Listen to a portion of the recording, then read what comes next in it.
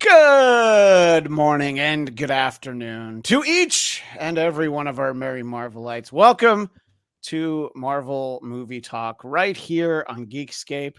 A very special Marvel movie talk. We are going to talk about the Marvels one more time, but we're going to get what I'm calling our opposing viewpoints of the Marvels, and I'll introduce our guests in a moment. Whether you've seen any of our previous shows or not, I think it's important to I just put out on the table. I enjoyed the movie. I went to a press screening on Tuesday. I texted a bunch of people that, hey, I think it's really good. And then after it came out on Thursday, I started getting a lot of messages about people I think were worried about me. And I felt for the first time like those maniacs who liked the Lost series finale, where you just clearly have experienced something different than the people you know. And you're just like, all right. I mean, look, I liked it. And I took my kids to see it on Saturday. And my daughter especially liked the Flurkins, the cats, and she's already a fan of Ms. Marvel. So, my son was just happy that there was an icy and popcorn, but I do think he enjoyed it as well. Believe me, if he didn't enjoy it, I would have known. So that's basically the backstory that I liked it. I had fun with it. I think that an hour and 45, we should get more superhero movies under 2 hours. I'm talking to you, the Batman, if we get stuff, but then if you're an hour 20, then I'm going to worry. But I think that this was a good length. Yes, this is a slight film, a bit of a trifle. I had fun with it. But now that you know my opinion, I would like to bring in our illustrious panel. We'll go clockwise for our visual audience. Continuing the conversation on the Marvels with opposing viewpoints, artist Andy Smith. Andy, thank you for being here on the show. Hello. I appreciate it. And you got it.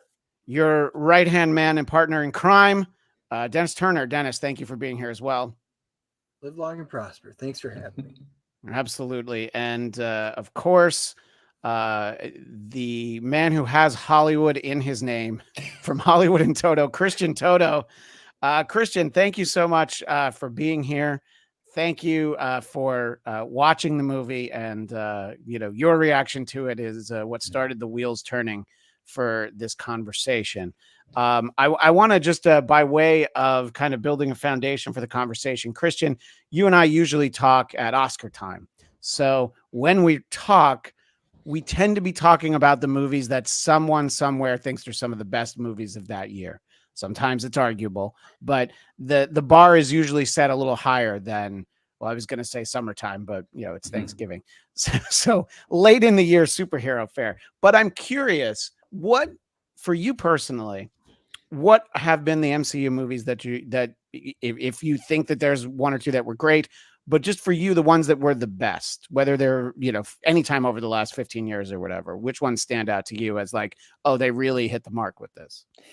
Many actually. I guess I'd go first to the Avengers and give a lot of credit to Joss Whedon. I think he did that superhero grouping movie so well, had the humor, had the action beats, it moved swiftly.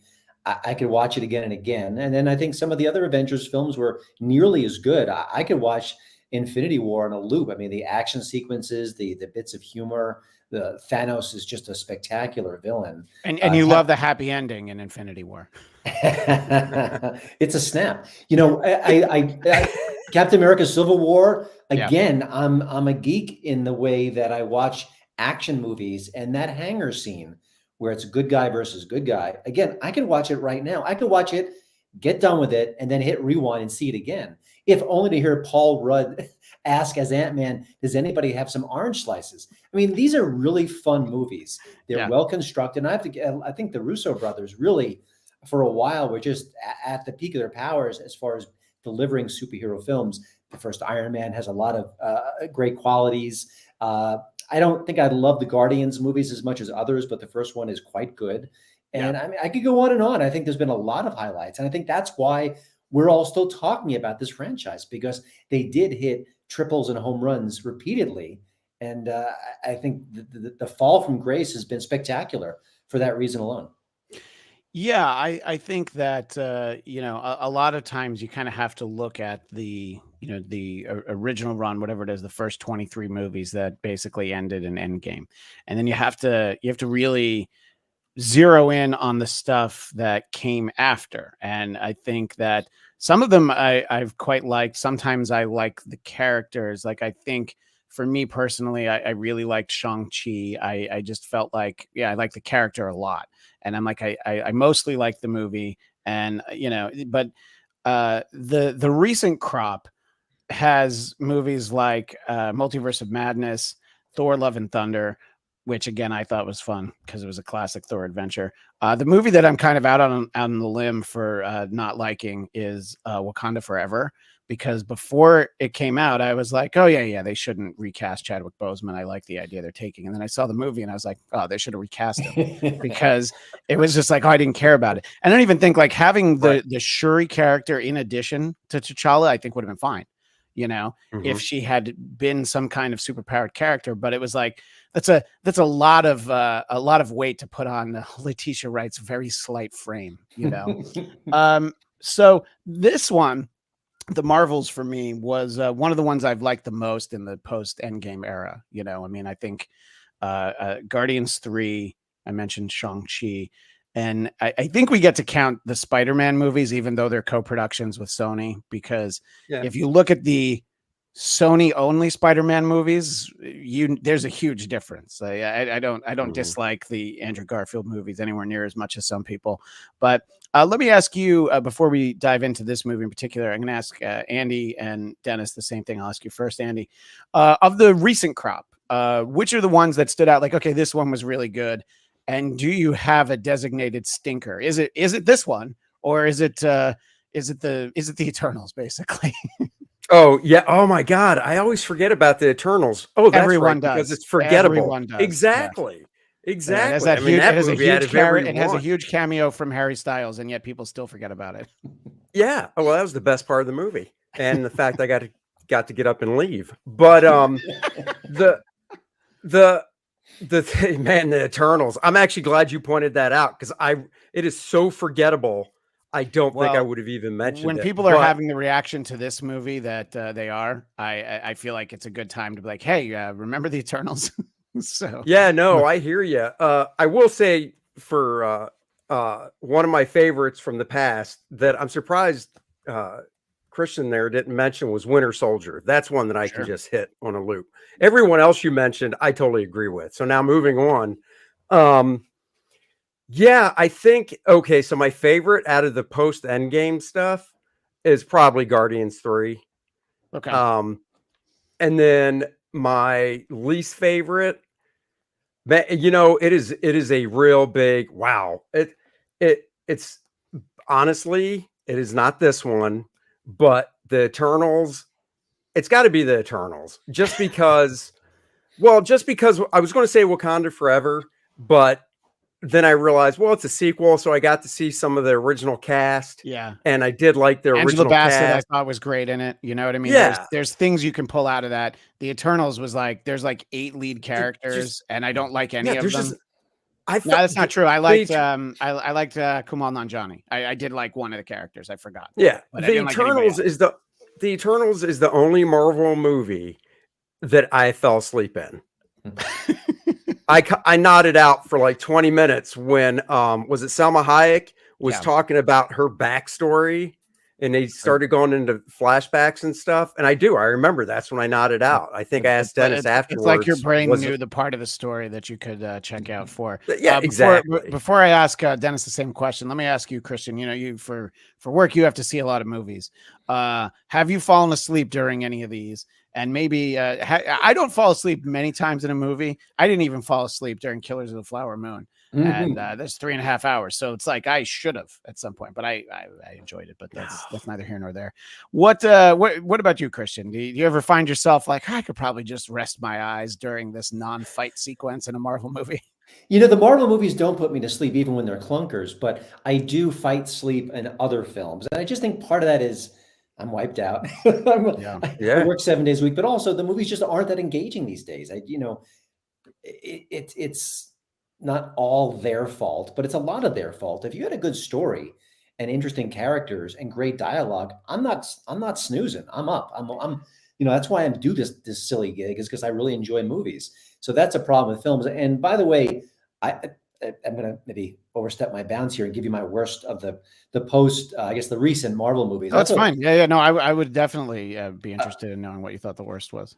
To me, the Marvels, I had such low expectations, and it is so it's so comfortable in its own skin. It's that saggy, terrible skin, but it's not presumptuous. It doesn't have an ego about it. So I kind of some slack, but I thought Thor: Love and Thunder was just atrocious, and what a waste of Christian Bale. And to see Ragnarok and then see that film. And I just saw Next Goal Wins with Taika Waititi. This is a very interesting filmmaker who has fallen off the cliff, creatively speaking. I mean, I thought Jojo Rabbit was brilliant. Yeah, I agree. His last two films are just atrocious. So I'm hoping for a return to form, but he's so twee. It's off the charts now, and I think he's been showing it way too often. Well, I don't think you're alone in your assessment of Love and Thunder, but I wanted to ask you, Dennis, sort of the same question. What have you thought of the post Endgame films, where it's been a little bit of some rockier going as they try to figure out what they're doing? In general, it's been a snooze fest. It has been lackluster pretty much across the board.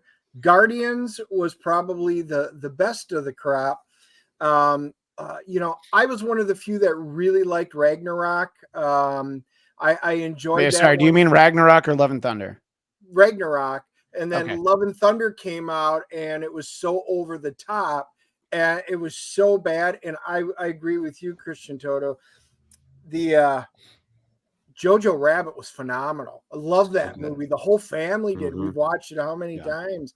And, it's just fallen off a cliff. The problem that I've seen with this crop is after She-Hulk, the Marvel AI, Kevin, has started writing all the Marvel movies, because that is literally what this feels like. You know how the AI, they misdraw things, and like on a hand, they'll have 6 knuckles.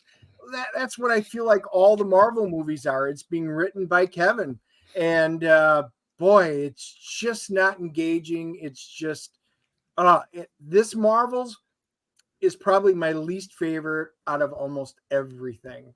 And I had super low expectations going in, and even were lower. I think this was my lowest rated Marvel movie that I ever gave it on our show. So the usual go-to is Thor: The Dark World, and you prefer that to the Marvels? Absolutely. Okay. Yeah, I do too. I have a friend who loves that movie. So I have no problem with that movie. I enjoyed it. I didn't hate it by any means. Tonally, it was so different from the first one. I think I just wasn't expecting it. But so it's interesting because neither of you expected anything. So, of Christian and Dennis, neither of you expected anything. And for that reason, Christian was able to kind of shrug it off. But also, I feel, Dennis, there's always, any comic book movie, I think that there's always the expectation that it will, at the very least, come close to the source material in some way and represent the characters. I think an important movie to compare it to, a friend who I asked to join us, but didn't want to put himself out having these opinions publicly, so I will not identify him. But he said that his comparison to the original Captain Marvel movie, I thought was interesting. He said this movie was definitely a mess, but at least it was a fun mess. Captain Marvel was a boring mess. And I thought that I'm at least okay with that movie. But I think for me, the difference was that Iman Vellani and Timon Paris, there's characters brought more out of Carol Danvers than we've seen before. And I talked about this in an earlier conversation. In the Captain Marvel movie, the immediate disservice is like, well, she doesn't know who she is. And so if she doesn't know, we don't know, and we don't care. And that was my wife's biggest problem with that movie, was just that, like, I didn't care about her. And I'm like, oh, I kind of care about her from the comic books, but you're right. So I found it to be a little bit more, more engaging. She had flashes in like Endgame, I talked about in an earlier conversation. There's like the exchange she has with Peter Parker where he's like super nervous talking to her. And I'm like, okay, I kind of like that. And then they kind of like planted that seed, and I thought it worked a little bit more in here. But let's go around, and I'll start with you, Christian. What do you think are the biggest problems with the movie? Why it just didn't work for you, Christian? There's a lot of things you can point to. I do think it starts with Brie Larson, who is technically a good actress. But I think what we've seen in a lot of these superhero films, and it spreads across DC as well, is the casting has been so on point.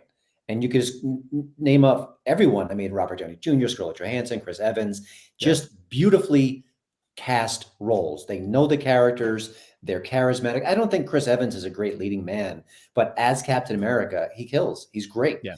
And then I think that Brie Larson, for whatever reason, whether it's the character's not defined, the director hasn't been working with her in a way that reaps benefits, but I've just never enjoyed her character. I thought she was terrible in Captain Marvel. I do think she's slightly better here, maybe for the reasons you described, that she's got people to work off of, and there's some back and forth there. But I think it starts with her. I just think the script is a mess. It's not sharp. It's not clever. There are some yuck moments, no doubt, but it doesn't really have any sort of pop to it. And the plot is all over the map. You've got this very, very generic villain, and she's ranting and raving across the street, and I don't care. One minute she's against Captain Marvel, the next minute she's sucking up the resources from other planets. I'm not invested in her journey. I don't care. And at the end of the day, I'm a dog person. So this whole cat thing with the tentacles and stuff, I could care less. It seems so infantile.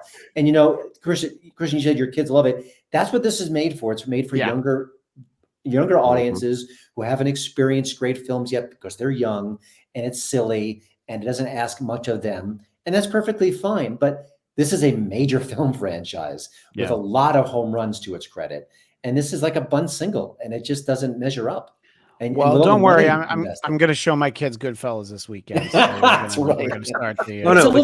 It's a little late, but never too late, I guess. No, God, my son's only 8. He's not ready for the Godfather. Goodfellas. Listen, I rewatched Destroy All Monsters recently. It was a movie that I adored as a child. It was Godzilla and all the monsters getting together. Sure. And I could barely sit through it. And as a kid, I would have sacrificed my parents in favor of that movie. So I'm not judging your children. It's just where we are as youngins. That's all. No, exactly. And a lot of the stuff that we remember, I remember being so excited when I think I had, Netflix, the first streaming service, and I'm like, oh my God, they've got old episodes of Voltron. I got like 4 minutes into it. I'm like, oh my God, this is terrible. I can't believe I watch this every day.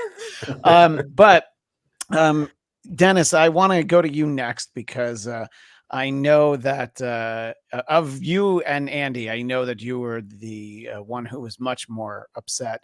That it sounded to me, Dennis, like you had the urge to actually walk out of the theater during the Marvels. I've only ever walked out of a movie once in my entire life that I paid for, and that was Highlander 2. And I mean, look, if you're going to walk out of one, that's a good one. That's a good one to walk out of. My wife and I, we both looked at each other and we're like, wow, I don't care. Let's just leave. I was really close at times in this movie, but Andy would be like, we got to give a review on it. You got to stick it out. And that's what it was. I really, there were so many negatives about this. No, Iman Vellani, she was my one and only highlight through this whole thing. Her presence, her charisma, it's like she is the one who actually wanted to be there. And it wasn't her character that felt this. It felt like it was the actress herself. And she was the one that brought any of the workable scenes together.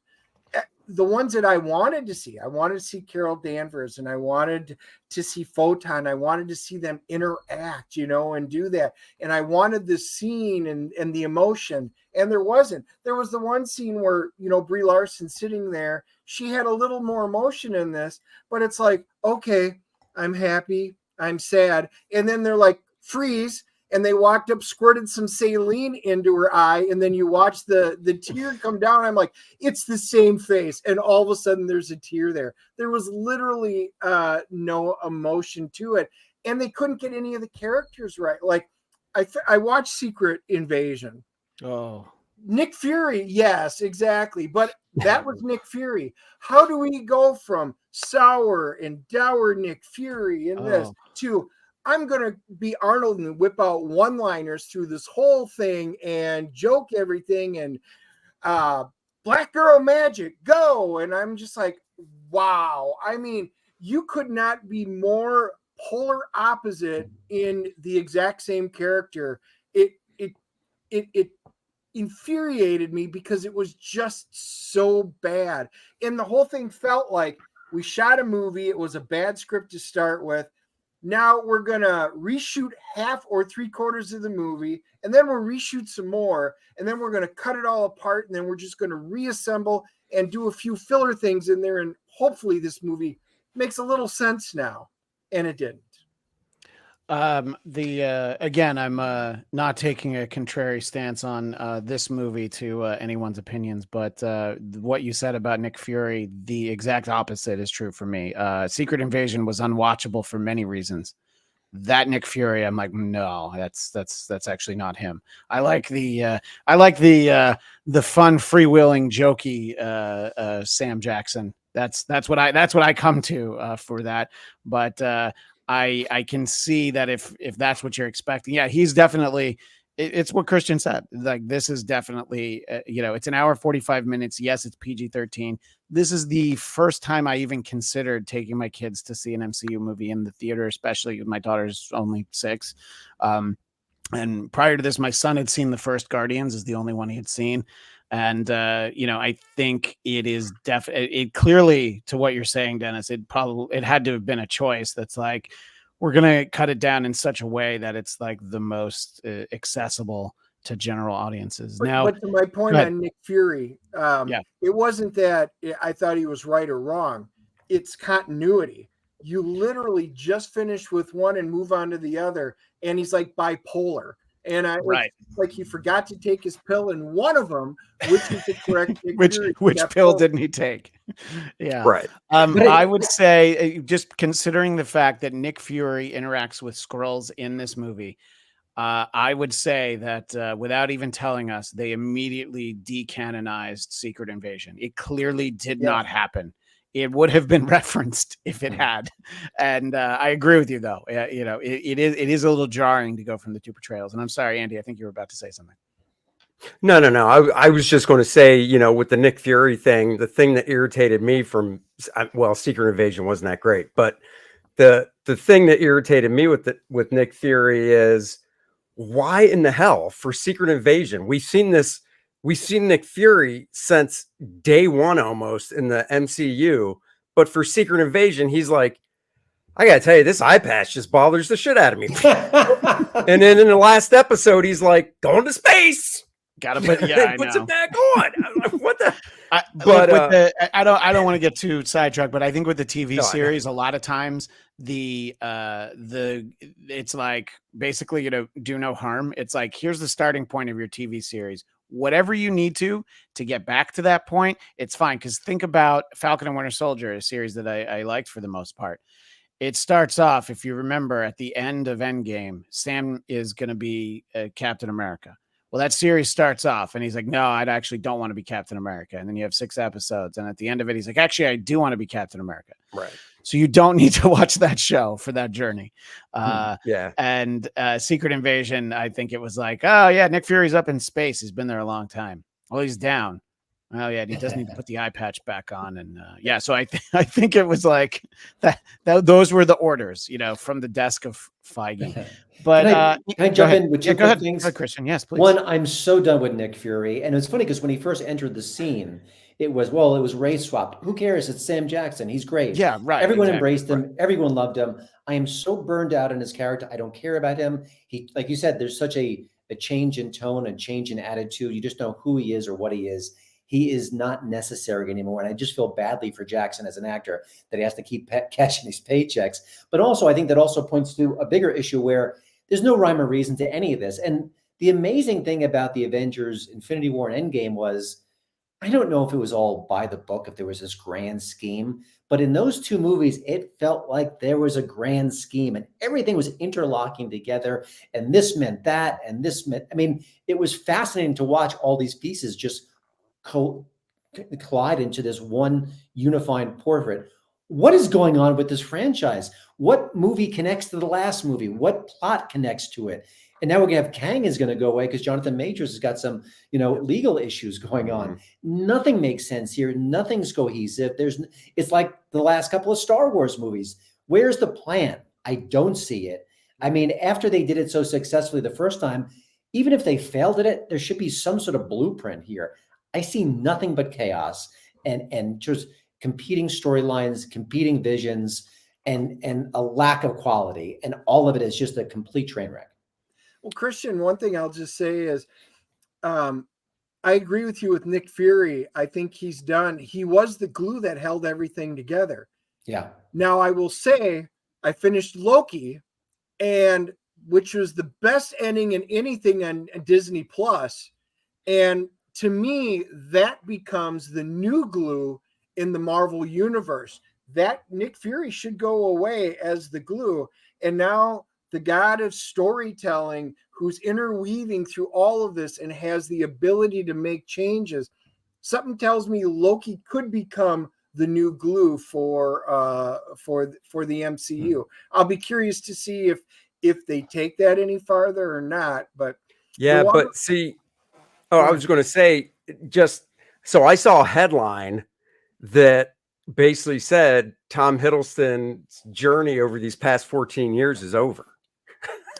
Yeah, but by the way, Dennis, you're not the only one I've heard with that theory. I had a conversation where people thought that maybe he will play a bigger role, even if it's not right away. If they continue dealing with timelines and multiverses, they come up with a reason to see it. But it did feel kind of like a punctuation mark, without getting too into the specifics for people who haven't seen Loki. Right. That you do get the feeling that it's like we already have an ending for our first Loki because Thanos killed him. And then this is like that Loki that disappeared in Endgame from basically the end of the Avengers movie in the timeline. I know it starts to get confusing and convoluted, right, which is exactly what Christian's talking about. But that Loki, in theory, this was all we had left, even though there's, once you open the door to a multiverse, everyone can come back at any time. Yep. There was a talk that in Doctor Strange and Multiverse of Madness, we were going to see Tom Cruise as a Tony Stark, and I'm like, I would have enjoyed that, would have been fine. I like gimmick casting. Sure. But so the future is very clouded, and we'll sort of talk about that when we're done talking about the movie. But Andy, I wanted to kind of give you the chance that of the three of you, it feels like you're the one who liked it the most. You still didn't love it, but and let me ask, because a lot of times I know that you see a movie with your daughter, who I think is in her early 20s. Did you see this with her? She's 20. Yes. Okay. And did she like it? She loved it. Okay. So she loved it. And I think, I think this movie was once again kind of geared to a younger audience. Like you said, you could take your kids to it. I think kids in their young adults in their 20s would probably like it as well, because they're not thinking about story flow and stuff like that. They're just looking at the eye candy of everything.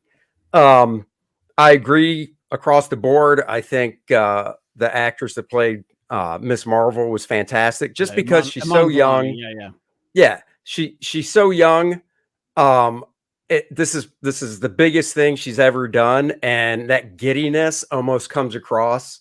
It's so real, because I think that's how it is for her, and it's hard for her to almost contain. So it's like good that there wasn't any real hardcore dramatic scenes, because you'd probably look at it and go, she's just so giddy and cute. And there's like that one instance where there's any peril for her, where like the hammer's on her head. Yeah. And I was like, I got to see how this plays out before I decide if I'm going to take my daughter. And just to interject, Iman Vellani, before being cast as Ms. Marvel, was a huge fan, and she'll like debate Kevin Feige on which reality the MCU is and doesn't, subscribe to the concept that this is super nerdy. I'm sorry, Christian. But that it's 616 because that's the comic book timeline, and this is clearly not. And I believe she's written a couple issues of an ongoing Ms. Marvel series. So I have no idea. Yeah, no. I was informed at the comic book shop just last week that there was something. So I thought that was interesting. So yeah, so it's like, yes, she's excited. And I think that a lot of people can identify with that excitement, especially when you find out like, okay, she also really likes these characters without even setting foot on a movie set or even watching the movies. You know, she really likes them. But finish your thought, Andy. I just wanted to sort of build that up a little bit. So my, you know, like I said, Dennis, we rate things 0 to 10 and 1 to 10, whatever. Dennis gave it a 3. I actually gave it a 6. Probably a little high, maybe more 5.5 or 5. But, you know, maybe it's because of my background in comic books and stuff. I mean, Dennis has a huge background too when it comes to reading and everything. But I didn't have a problem following like the story. I didn't think it was put together in the best way. And look, I thought the villain was pretty vanilla as well. Because once again, it's like, who's this person? You know, I mean, everybody that's not a Marvelite could go, who's Thanos? But they did such a great job of building him up for so many years before Infinity War and Endgame that people knew and got enough of a background. With this villain, it was just like, oh, she's a Kree that got pissed off and has a big vendetta against Captain Marvel, you know, ruined the planet, you know, the Kree planet, whatever. And, you know, one of the things I said in our video about it that just pulled me out of the movie was when they got to the planet where Captain Marvel's a princess. That's fine. Don't care. But when they broke into song, I was like, you have got to be kidding me. This just reminds me of a Disney cartoon where they just sing for no freaking reason. And I don't want to hear this bullshit. This is a Marvel movie.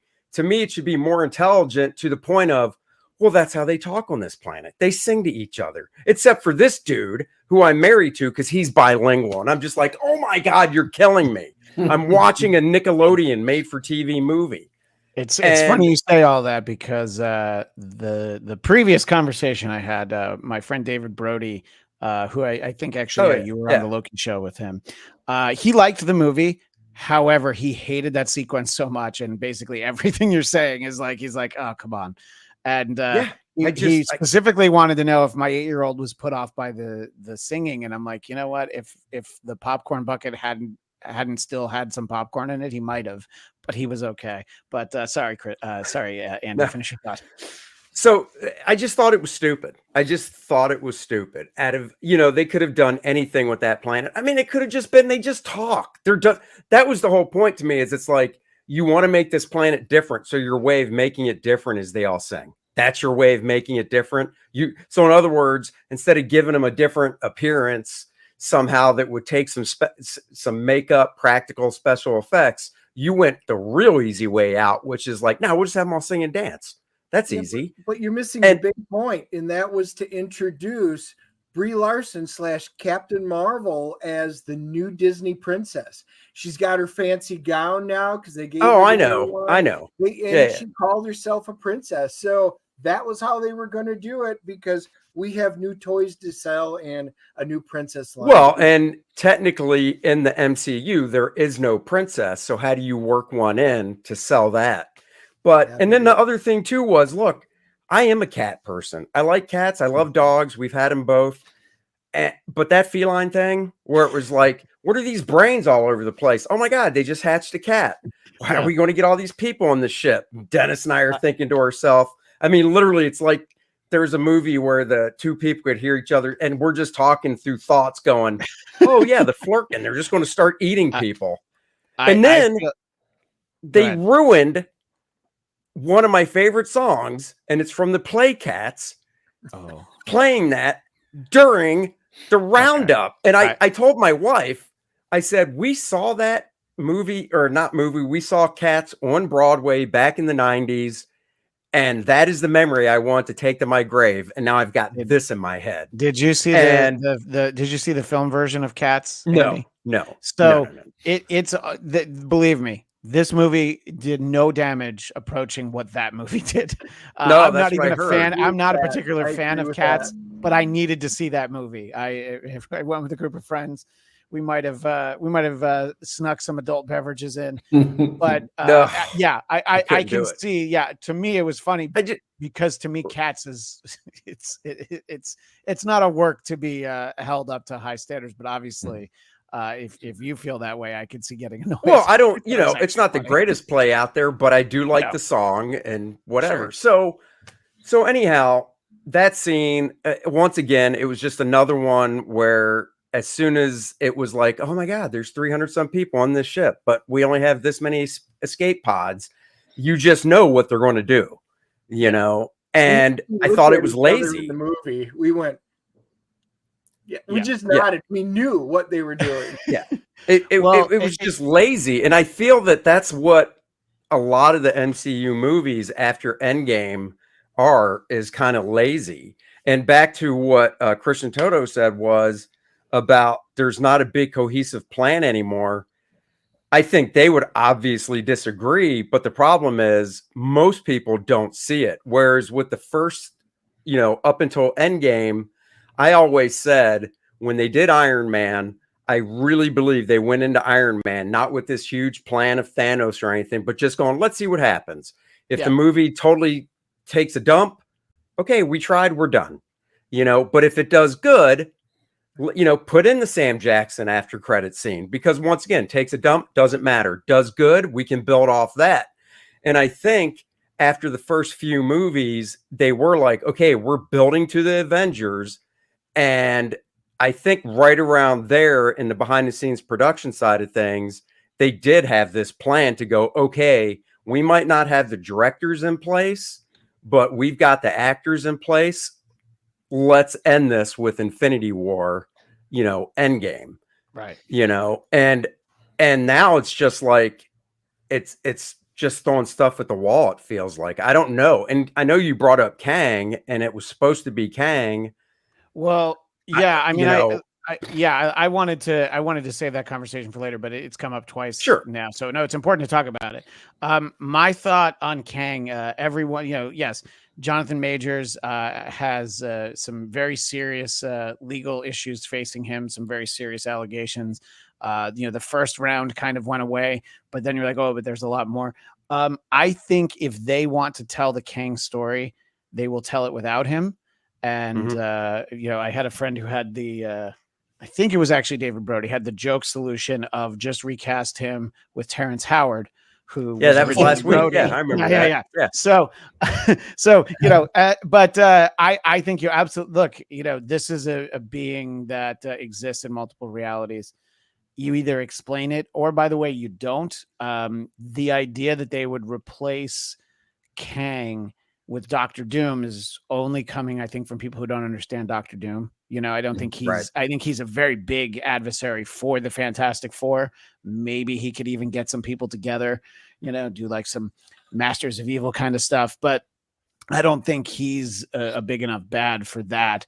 And the Avengers Kang Dynasty is a movie that's, I don't know, slated for like 2026, which sounds crazy, but that's actually only a couple more years. And they lost their director. But it's also, he's probably like, yeah, can I do something where we know what we're doing, because we don't know what's happening with this. But I personally feel like the Kang character is still going to happen. I just don't know for sure that Jonathan Majors is going to play it. What do you guys think? I think it's such an easy solution. He hasn't been on the big screen, but what, Quantumania? It's the only time we saw him on the big screen. Yeah. Right. He's not somebody.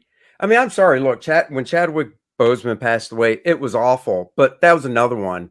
I do remember we did a podcast after that. And if memory serves, because it was so fresh, it just happened. I think I might have been like, you know what? The easy fix is just make Michael B. Jordan, bring him back. Oh yeah. And make him Black Panther. That was my initial thought. But then as time went on, obviously before production and the Wakanda Forever came out, my thought changed to, it's not disrespectful. Just recast him. It's not that big of a deal. It happens all the time in movies, you know. I would Just say recast him. And then, let if we need to, give him the mask. Give him the classic comic book mask that he can wear. You're talking about the blue mask that we saw like a glimpse of in Quantumania. Yeah. Yeah. Christian, from sort of the real world of, film production and decision making, what do you think is the most likely thing to happen? Do you feel like, when you have, especially look, Disney has proven that they are very quick to move when there's potential scandal. And by doing that, they created a DC led by James Gunn. So I think that they're trying to be like, well, let's go a little slower. But what do you think sort of the reality? I mean, this was, I think it was in Variety yesterday that they weren't going to have their director, but I mean, a Marvel movie losing a director, it's almost like it has to happen. It's like the prologue of any Marvel production is that they have to go get a new director at some point. What do you think, Christian? I don't know. I mean, none of us really know how deep the plans are, what the blueprint is like for the next few movies. Just based on what we've seen over the last couple of years, there may not be much of a blueprint of consequence. So I don't know, but I think the Jonathan Majors things is not going to go away. And I think the Hollywood is risk averse, and I'm surprised they haven't cut him loose already, because Roseanne Barr was cut loose and Gina Carano was cut loose. Hollywood is very eager to cut loose with celebrities that they have an issue with, but they're hedging their bets here. I just don't know. I mean, I think the Marvels collapse at the box office. I think recent trends. I think directors losing their films. I think Majors' situation. I think everything is in flux right now. And I think Disney's probably running scared. But I think also Disney's knowing that Indiana Jones is collapsing. And, the Star Wars movies, they can't make Star Wars movies because they keep collapsing as well. A major player, it might have been Kevin Feige, just recently said, yeah, I'm out of that. Okay, he was going to make a movie. He's done. The Game of Thrones team, they're out. Who knows what's happening with Rian Johnson? Maybe we all pray he never makes another Star Wars movie. So here, I'm with you on that.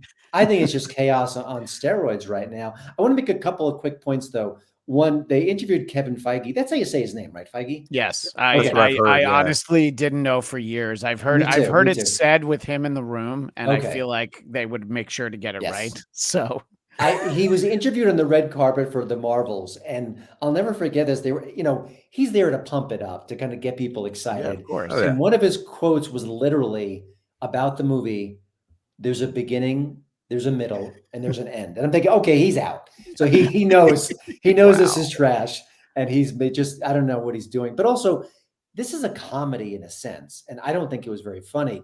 But I look to movies like the first two Ant-Man movies were very funny and very good comedies. And again, Thor Ragnarok, everyone loved that comedic spin on that franchise. So it can be done. It should be done. There's not an issue here. But this is just lazy storytelling. And this is just, a cat eats people. I mean, it takes about 8 seconds to write it. I mean, I'm surprised we weren't deluged with fart jokes at this point. I mean, because they're the hackiest version. So it's just a lack of quality writing across the board.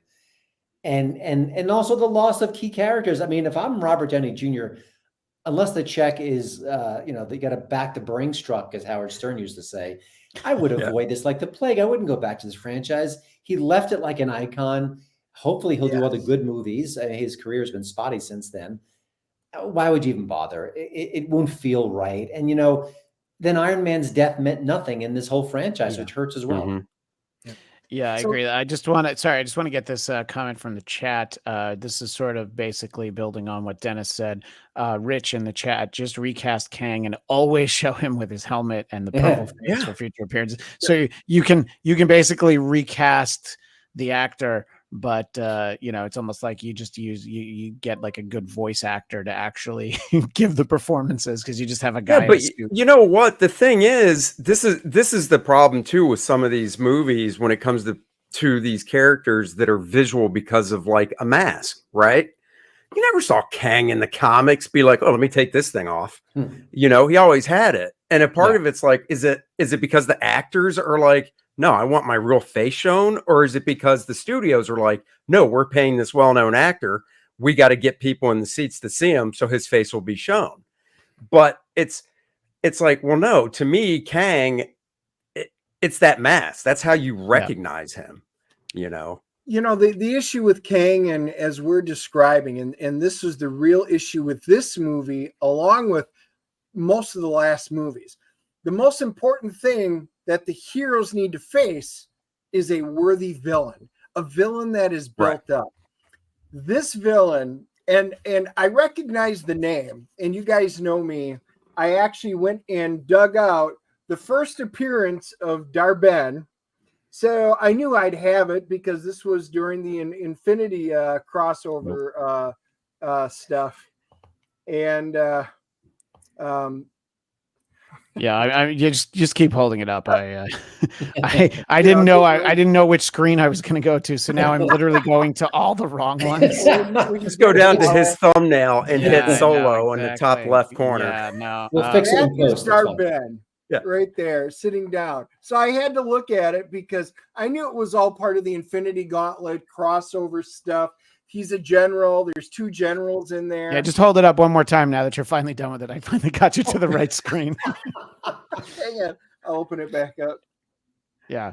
So that's Dar-Ben. Right. That guy right there. Yeah. Yeah. Is that Ron Lim artwork Yes. that I'm seeing? Yes. Yeah, that's what I thought. Yeah. Very Yep, nice. it is. So these are 2 generals that in the universe, they were both generals. And later on, they become kind of the co-leaders. And then when Deathbird comes in, she winds up killing them, you know, both off, and they eventually get sucked into the Supreme Intelligence. So the one in the movie has zero bearing to this whatsoever. And okay, they're using a name, but there's nothing else to it. So how are they going to build this character up? What is this villain's motivations and plot? Oh, my world was destroyed, even though we're all standing here, and it needs air, water, and light and sun. So we're going to space balls it. And, you know, I when they're going to suck all the air out the top. And I even said in the show, I'm like, oh, Mega May just went from suck to blow. And I was just like, wow. I mean, I cared so little about Dar-Ben. There was no motivation. Where did she get Ronan's hammer? Because she was just a Marvel, and suddenly she's an accuser, you're assuming, because she's got the hammer, which was destroyed, but it's back now with the same glow that it had from Guardian. I did think it was interesting that basically she comes off as Ronan, you know, who of course is in the first Guardians, played by Lee Pace. Right. It's like, oh, it's Ronan's little sister, you know, like found his hammer and decided to play dress up. Well, and that's what everybody I think thought.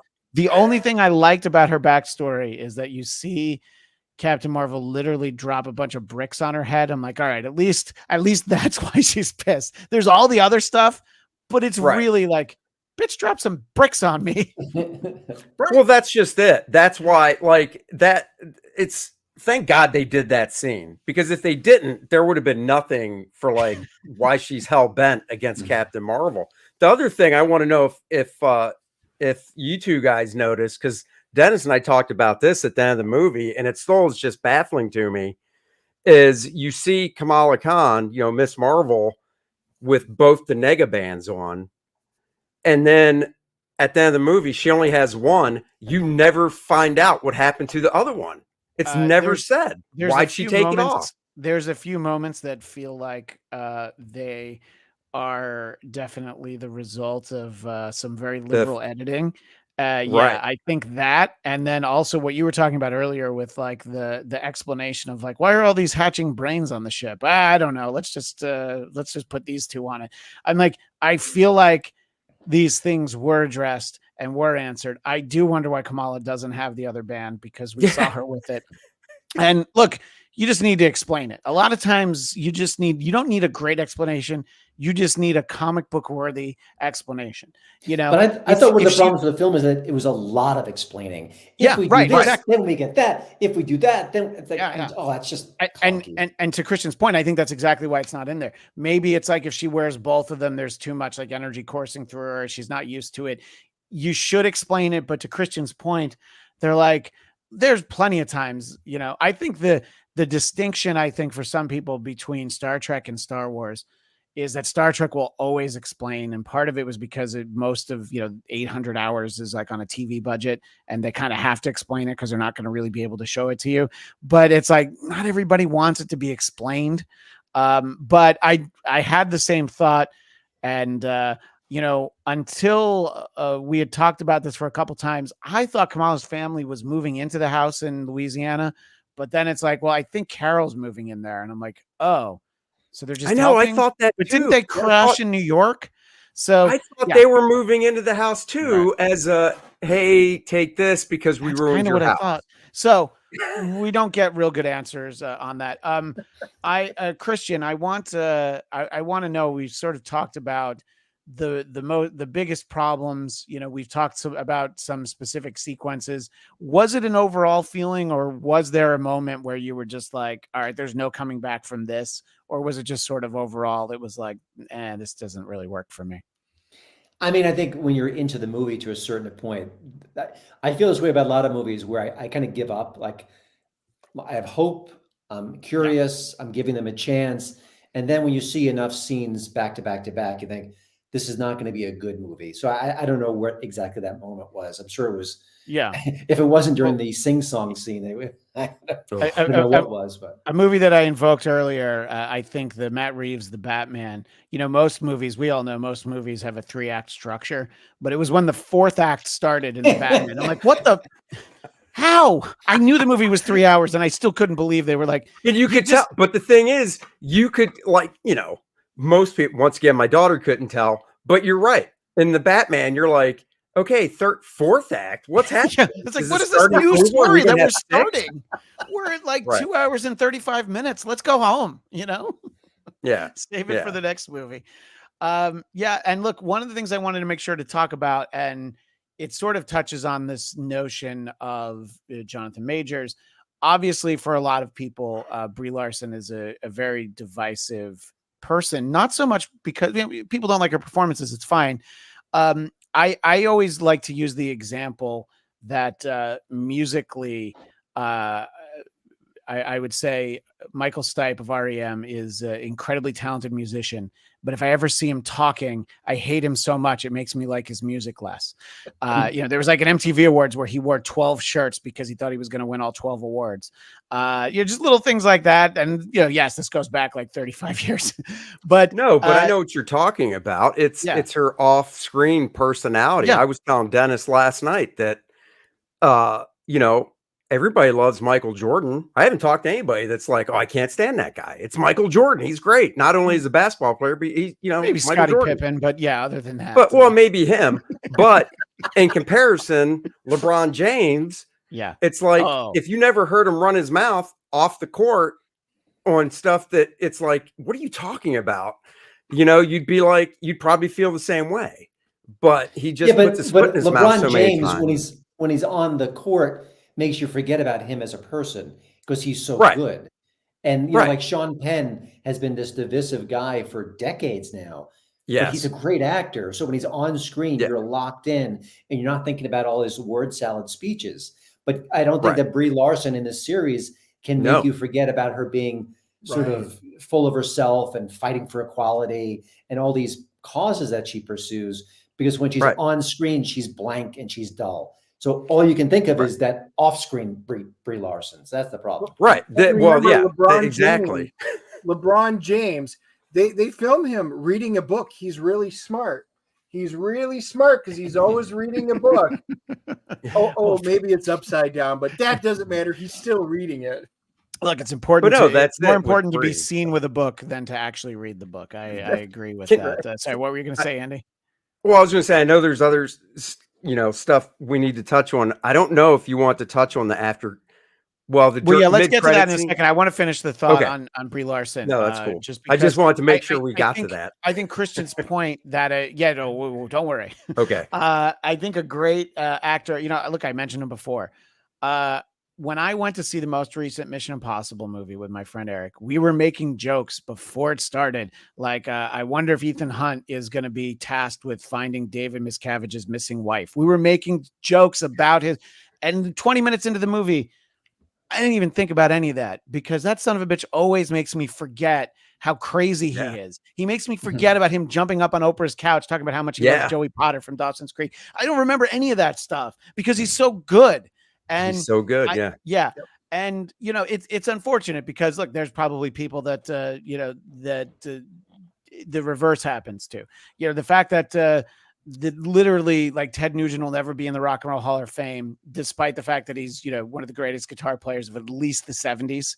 You know, you don't even need to look at anything else. You don't even need to talk about damn Yankees, you know, but it's like, I think even before he was so political, it's like, oh, he's a hunter. It was like already like, all right, we're going to go ahead and close that door, you know? So for some people, it's so hard to separate it. And I think Brie Larson's one of those people. There are definitely people who love her. And I think she definitely in this movie finds the character better than she did in the first one. No, she does. I don't know if it's enough for people, you know, who are just like, I think there's people she's just never going to win over. Christian, is there something like, did you like her in Room, or is there something that you were like, okay, she was good in, you know, is there a performance of hers that stands out? It's like, okay, at least there's that. I liked her in Scott Pilgrim, but it was a small part, but, is there anything that comes to mind for you? Room, obviously, but also there was a movie, it was called 12 something. And I think it was about sort of a rehab center, and it was maybe an ensemble cast. And I think she was in that, and she was solid there. But listen, here's a quiz for everyone in this conversation. Quick, describe Carol Danvers and/or Captain Marvel. I couldn't do it. If you said describe Ms. Marvel, well, she's a teenager. She's from New Jersey. She's close with her family. She has this aw-shuck spirit. She wants to do the right thing. She's in awe of Captain Marvel. I could go on and describe her, or even was it Captain Lambeau? I don't know the title. Yeah, Monica. They didn't give her superhero name. When I started reading comics, she was Captain Marvel. No, they don't do a great job. It's like, yeah, exactly. She's capable. She seems like a nice person. Yeah. You know, her early part when she was the kid, they tried addressing that anti Carol and stuff like that. Carol Danvers looks no different with all these years that have passed than what. So if you describe her, she doesn't look any different she did from her own movie from the 70s. She doesn't look any different than what she did now, other than it's like costume change. So, you know, she's not aged at all. She hasn't. But that does from a geeky superhero stuff, right? I mean, from a geeky comic book standpoint. Yeah, like Christian said, I just take that too when she got enhanced with the Kree stuff. I just feel like that's her real that's her real superpower when you figure that narratively the character of Carol Danvers is like 60. You know, the same age Annette Bening was in the first one, and you're like, and she looks like that. All right, you know what? It doesn't matter what else she can do if she can reignite a sun. You know, right? How does she have such nice skin? We can circle back on some of the movie stuff, but Andy, I definitely wanted to talk about. So there's sort of the two end credit sequences, the one that's actually before the credits, which I think was a nice spoof of the Nick Fury in the early phase one going around. I thought Mon Vellani, I like Kate Bishop. Haley Steinfeld as Kate Bishop. I thought that I didn't love the Hawkeye TV series, but I thought she was good. I'm like, I know that's an established character. I'm fine with that. You know, she's kind of the star of the only good live action Transformers movie. So I'm fine with all that. I liked her interaction. It's hard to say though, isn't it, Christian? Is there really any good? I just hope when it comes to Transformers, when it comes to Transformers movie, I'm like, there's one good one. It was the animated one from 1986. That's it. But if you have to put one of the live action ones, Bumblebee, I thought was the best one. Bumblebee was good. Yeah. But anyway, I don't, so I thought that was fun. I love their interaction. I've said it before. I like when she's like, "You didn't think you're the only kid superhero," and she's like, "I'm 22." I just thought I'm like, okay, I like their dynamic. I really liked her dynamic with Yelena, with Florence Pugh in the Hawkeye series. I really thought, so I'm like, I like how she plays with these other characters. As presumably that's someone that we'll see, them all with. So I'm all right with that. But Christian, do you roll your eyes when it's like, oh my God, they're setting up more stuff? Like just end this movie. Don't worry about the next thing. Well, I mean, back in the day, meaning like 3 or 4 years ago, those post-credit scenes were fun. They were exciting. They teased something that would definitely they would build upon. It wasn't just a one-off. Now you just see these things. What's going to happen? Did they care about this? Is this going to even be a thread that we need to follow? So I don't care anymore. It doesn't interest me. I mean, I feel like this is how I feel about Star Wars, where I loved it my entire life, and I'm done with it. Like they've short-circuited my fan, wiring, and I don't care. Oh, there's a new movie coming out. Oh, there's a new Star Wars TV show. Well, I just don't care. And when these movies would start, and that Marvel image would come on the screen with the flapping comic book pages, I got excited. Like that was like my cue. It was like a Pavlov's dog. I'm going to get a treat. But now I don't care. And now with the post-credit scenes, I don't care either. And they're going to do more multiverse, and they're bringing characters back. We thought she was dead, but she's not dead. I'm exhausted, okay? And this multiverse thing has been an absolute poison pill for this entire universe, because they did it right once with the Spider-Man films, and they got high off the drug. And it's just a terrible thing. It requires extreme discipline and great storytelling, and none of this is present in these movies. As we were talking yesterday, it dawned on me. I talked myself into this, that we should all be envious of the Carol Danvers character, who basically disappeared from Earth in, I think it's 1996, because she never saw the prequel trilogy. She never saw the sequel trilogy. She doesn't know. Right. She just thinks that it ended with Return of the Jedi. And I'm like, yeah, that's where it ends. That's the end of the story. Star Wars was amazing. That's right. Yeah, exactly. She still thinks it's amazing. Yes, exactly. There should be a scene where Nick Fury's like, now that you're back, you should catch up. And she goes, what are you talking about? There were only 3 movies and they were fantastic. And he's like, come to think of it. Yeah. You know what? You don't need to. Never mind. Yeah. What's a Jar Jar Binks? I don't know what that means. Yeah. So obviously, especially for comic book nerds, the actual mid-credit scene was the thing that I hoped that people didn't have spoiled for them because of the reveal. And I know Kemi Egan in the chat hasn't seen the movie, but she unfortunately had all the spoilers spoiled for her. So it's fine. But, not a surprise that Monica Rambeau is still alive. I felt like, I honestly thought we were going to get that she was going to wake up in like the Baxter Building and the Fantastic Four. We're going to see some sign of that, whether we had any cast members, maybe we just saw the 4. I actually thought it was going to be that, but then they went up to it and decided like, hey, remember the X-Men? Hey, remember Kelsey Grammer? Well, just listen to his voice. Don't look too closely, because other people have theorized that it's like, wait, did the VFX Guild go on strike already? And they just didn't tell anyone. It was a little dicey, which is too bad, because I love the blue Hank McCoy. Yeah, I've never been interested in any other iteration of him. I don't need to see him not with the blue fur.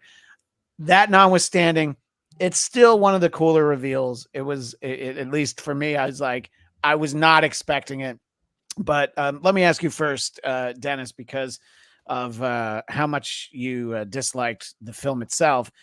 What did you think when we see poorly rendered Hank McCoy with but by the way, with the masterful voice of Kelsey Grammer? They nailed that part. They could have had a voice by Nicholas Hoult, and then we would have been like, why does he sound like that? Whose voice is that? I don't know. And then you have to look it up, and you're like, oh, right, that guy.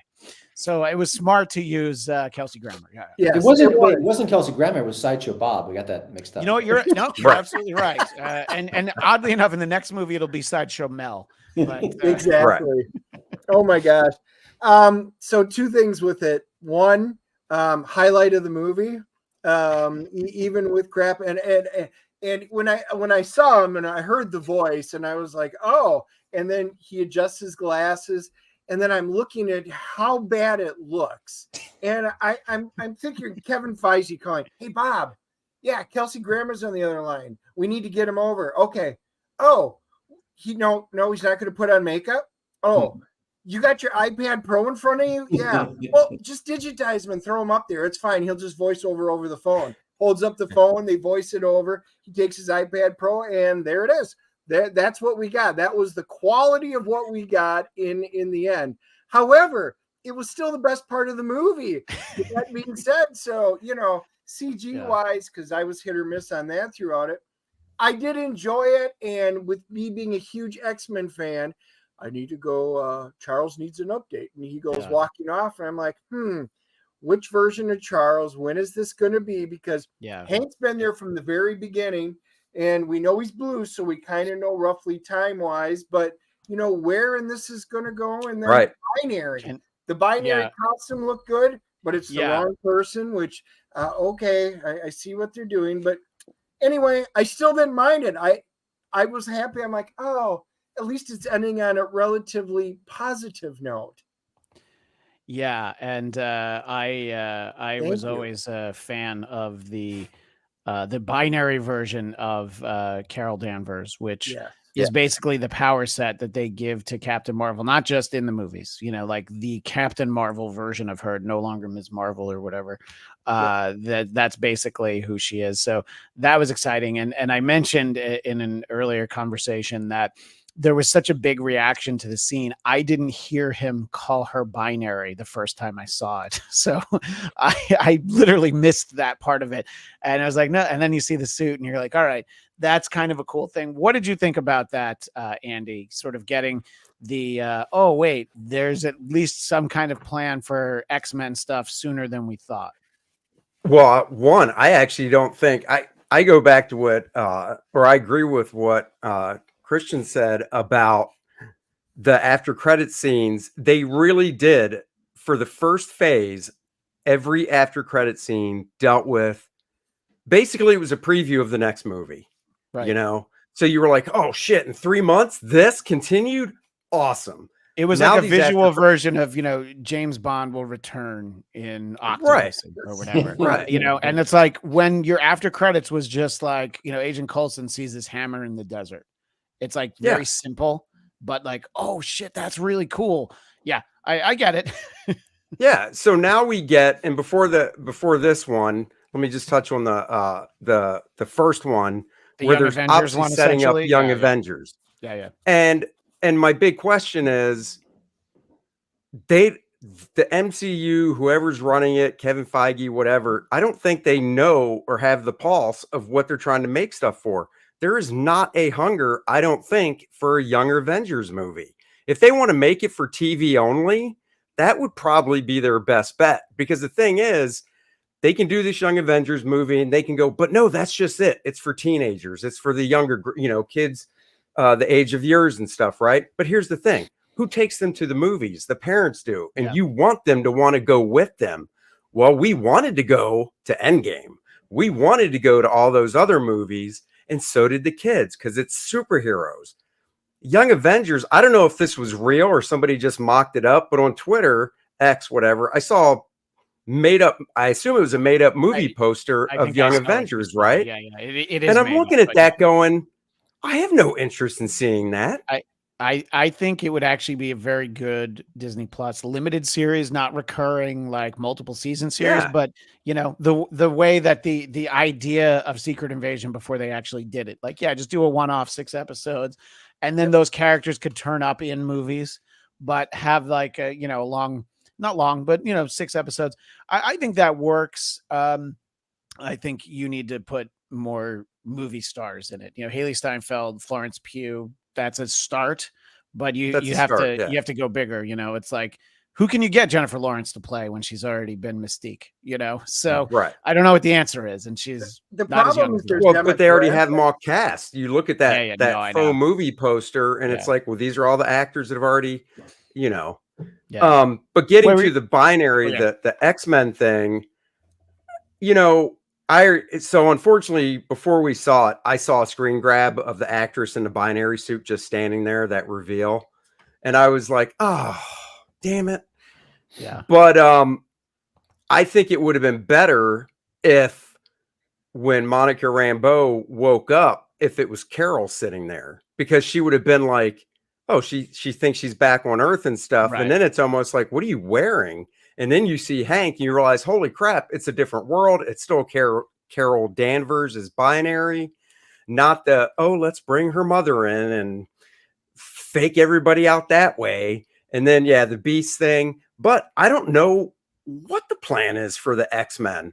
I honestly don't have enough faith to say that they have one, because like I pointed out earlier, every post-credit scene before was leading to the next movie, and you knew when it was coming out, even if it was a year later.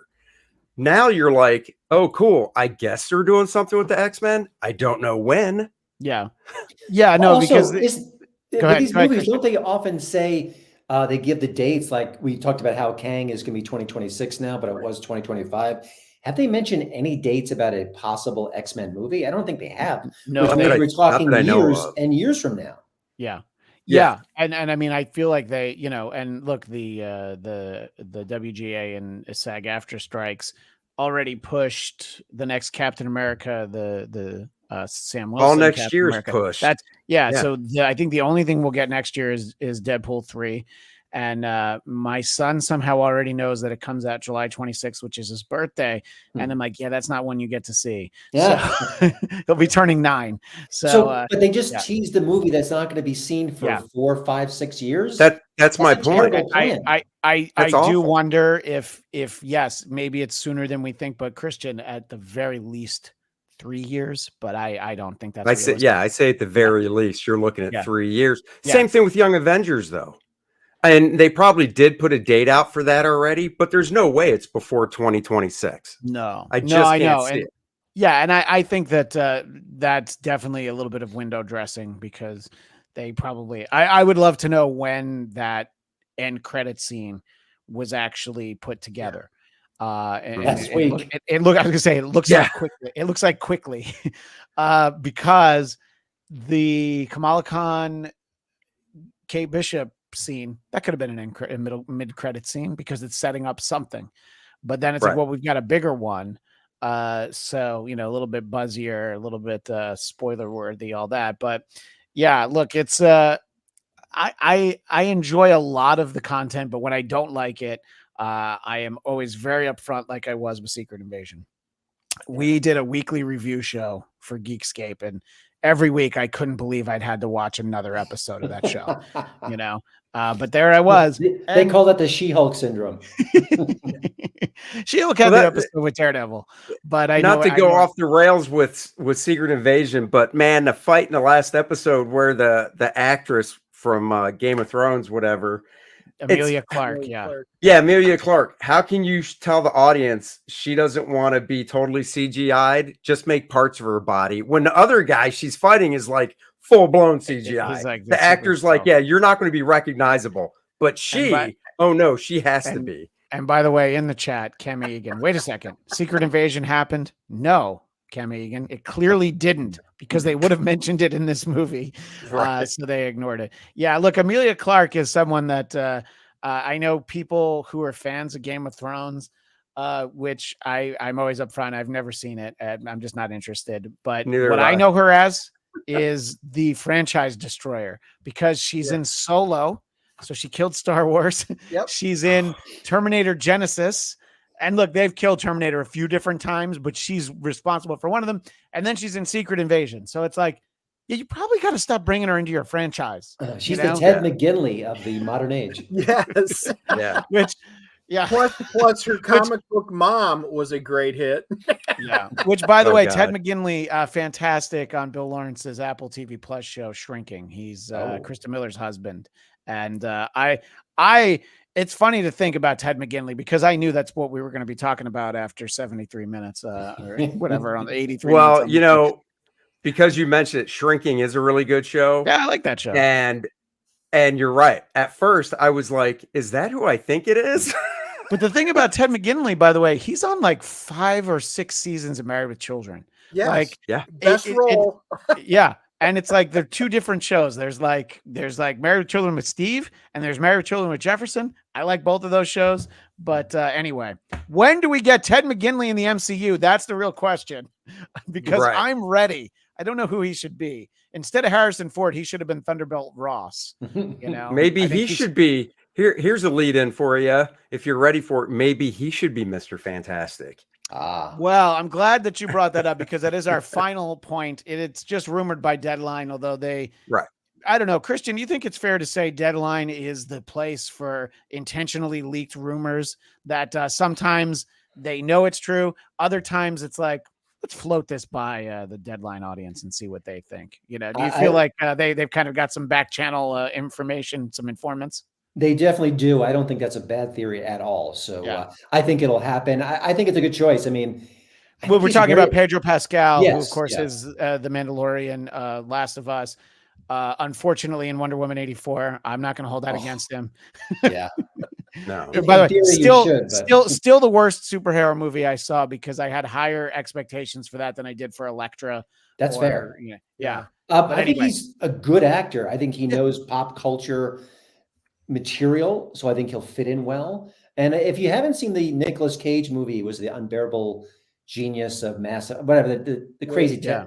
he's wildly funny and just engaging in that project. So he's Mhm. got range.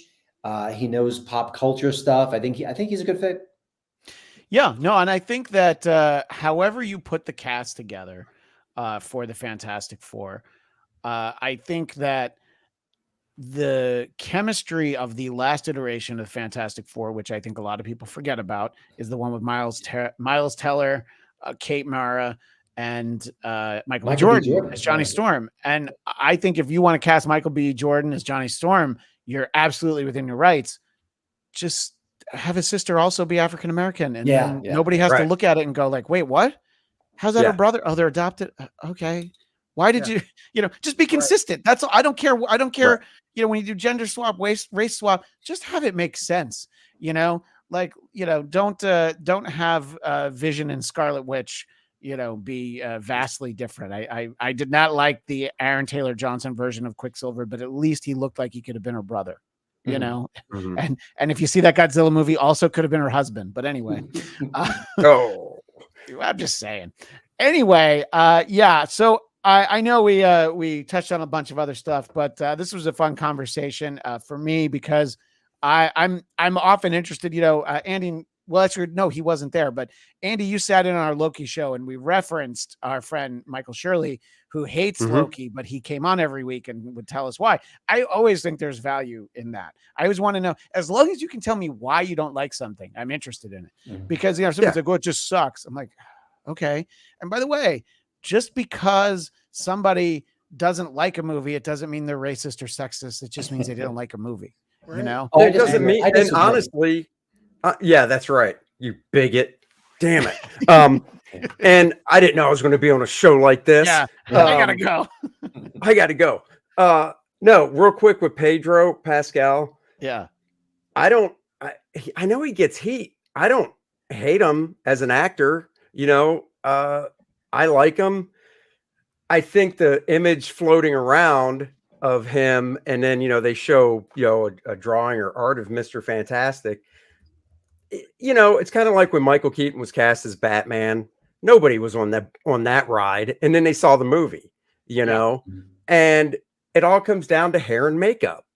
You don't look at least I don't look at Pedro and go, "Whoa, that guy is so Latino. He could never play this," or whatever background. Yeah, it's not Eric Estrada, I Right. mean, He I could think do a that great would be, job. that would be poor choice in casting, Yeah. even in the 70s. Eric Estrada as Mr. Fantastic. Yeah. I don't think it works. But you give him the great temples and stuff, and Yeah. maybe I don't know, lose 10, 15 pounds, because it's not like Mr. Fantastic is supposed to be a big dude or anything. So I'll reserve judgment. I've seen a lot of my buddies in the comic book industry on Twitter just blowing up like, "What the hell? They've lost it," and I'm just kind of like, I can joke around on there and be like, "Yeah, what are they thinking?" But honestly, who knows? I'll wait till I see more. Well, there's definitely built-in appeal, and I've heard a term applied to him by the ladies. He's apparently a zaddy, and I don't know if you guys know what that means, but that is a very attractive older gentleman, and so he does bring that quality. I heard that start circulating during Last of Us. So there's just something about because you actually get to see his face, unlike Mandalorian, And also, I love Miles Teller. I think he's a very good actor. He was too young for that. I mean, maybe they're going for young, but Reed Richards has a little bit of gravitas to him. That's kind of who he is. So with that Fantastic Four movie, I think they were going with more of the Ultimate Fantastic Four from the comics, which was early 20s type for everybody. But if they're going with classic Fantastic Four, honestly, Pedro, I think, if anything, could be on the older side. I would think it might be, because what is Pedro, 45 at least? That's a good question. Ballpark. Yeah, that's probably. I mean, I could see Mr. Fantastic being late 30s, right around 40, because that was my first gut, hearing it and seeing the picture going, I don't know, I think he's a little too old. He's 48. And, if you take into consideration, we're going to do some nerd math right now. The Fantastic Four published in 1961. And in that iteration, Reed and Ben had been in the war together. So, he was probably, like late 30s, give or take, maybe even mid 30s. I think it is a little bit older, but I think it works for that reason. And yes, to refer to the current, or the most recent as of now, Fantastic Four film, Miles Teller and Kate Mara could not have had any less chemistry. Kate Mara had better chemistry with Kevin Spacey, even when he pushed her onto the subway tracks. So, that's right. Spoiler, by the way. At least give us the Reed Richards with the sideburns. I want a little. That's all I need. Sideburns, right? It would be. We will see what they do. I mean, I'll wait till they actually start filming it and they come out. Well, and when you find who they cast for the other three, because that is so key. You've got to cast the right people. Jessica Alba. Come on. Bring her back. Honestly, I would love Michael Chiklis to be back. Is the thing. I mean that. I like Michael Chiklis. Yeah. I got to be honest. I thought the effects for the thing looked good. Initial group. Sorry, what was that, Dennis? I actually liked the chemistry in that initial group. The initial group was fine. Yeah, I enjoyed it. It was the story that was a bit lackluster, but them as a cast, I didn't have a problem with any of them. Yeah, I'm going gray, but it's kind of like sprinkled in my head. I'm thinking, can I go Reed Richards gray? Get the thing going here and then have it spread. It'd be amazing. When I just want hair. So you guys complaining about gray? I just want some gray. I just would like a full head of hair. Andy's like, I've got plenty of gray. It's just not on my I've got the gray. If this gray was all up here, I'd be fine being a silver fox. Who would have guessed in, I believe it was 1994, when I spent $20 to buy a VHS bootleg of the Roger Corman Fantastic Four, that would actually still be the best Fantastic Four movie that I ever saw. Wow. With that stretchy arm. Yeah. By the way, I did the same thing. It was a bootleg VHS tape in a black and white case at a convention, $20. I also bought the Star Wars Christmas special the same day. I honestly, I spent $40 on VHS. I don't know. I may have never made a better purchase at a convention in my life. That format's coming back, so you're good. Yeah. Exactly. Well, gentlemen, I really appreciate you, especially staying longer. I know there ended up with always, the same thing happened to us yesterday. There always ends up being a little bit of extra stuff, but I'm glad we can have a talk about differing opinions on a movie. And look at this. Nobody slammed their microphone down. Andy, you came close, but you ultimately calmed down, but I appreciate it. Christian, I want to be able to let everybody know where they can find you, your podcast and your website, other than, of course, in February or March when we do our Oscars reaction show on the Blackcast. Gotcha. Well, my website is hollywoodintoto.com, because when you have a goofy name, you got to put it to good use. And of course, my podcast is the Hollywood in Toto podcast. Comes out every Wednesday. And, both lean to the right, but I really hope that people who aren't on the right will give it a try as well, because I'm not throwing too many sharp elbows. And I think a lot of the conversations I have are ones that people across the spectrum can enjoy. So check it out. Right. Yeah, I know. And I think that, an important distinction would be, you give a little bit more attention to movies that might be overlooked, some of the faith-based movies that make, a tremendous amount of make a tremendous amount of money and are hugely successful. Yeah. But at the same time, you're also not going to I'm not going to see this, this movie for any reason. I feel like you're just a little bit, it's a wider canvas that I think you tend to paint. What are you excited for coming out the rest of the year? Are you going to see the big?